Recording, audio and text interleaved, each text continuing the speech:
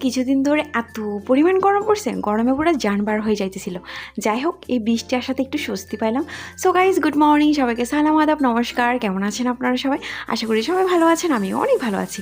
So guys, বাইরে দেখছেন প্রচুর পরিমাণে বৃষ্টি হচ্ছে, আর ঘরে খিচুড়ি হবে না এটা কখনো হয়?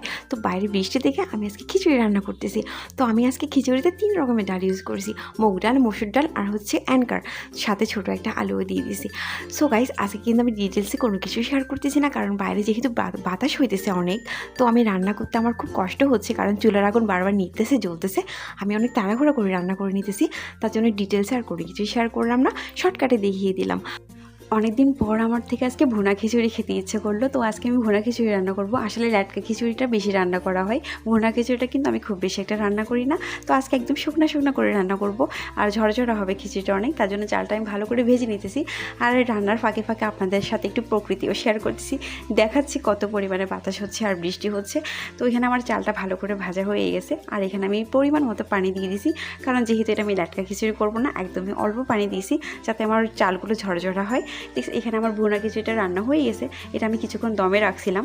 এখন দেখছেন পুরো একদম ঝরঝরা হয়েছে। আর এটা সাথে আমি আর কোনো কিছুই করি নাই, কারণ আমার প্রচণ্ড পরিমাণে অলস লাগতেছে। বৃষ্টির দিনে আসলে একটু অলস অলস লাগে, তো আমি সালাদের সাথে খেয়ে নেব। তো ভুনা খিচুড়িটা আমার রেডি। তো গাইস, আমার রান্না ডান। এখন আমরা সবাই দুপুরের খাওয়া দাওয়া করে নিব। বাইরে হচ্ছে বৃষ্টি আর সাথে গরম গরম খিচুড়ি। তো এখন দুপুরের খাওয়া দাওয়া করে নিতেছি। তো আমার ভিডিও যদি আপনাদের ভালো লেগে থাকে তাহলে একটি কমেন্ট করে যাইতে পারেন। আপনাদের একটি মূল্যবান কমেন্ট আমাকে আরও ভালো ভালো ভিডিও বানাতে অনুপ্রাণিত করে। সো গাইস, আজকের ভিডিওটি আমি এখানেই শেষ করব। তো আমার ভিডিও যদি আপনাদের কাছে ভালো লেগে থাকে তাহলে প্লিজ আমার চ্যানেলটিকে সাবস্ক্রাইব করে পাশে থাকবেন। অবশ্যই অবশ্যই লাইক করতে ভুলবেন না, লাইক করলে আমি আরও ভিডিও বানাতে মোটিভেট হই। তো সবাই ভালো থাকবেন, ধন্যবাদ সবাইকে।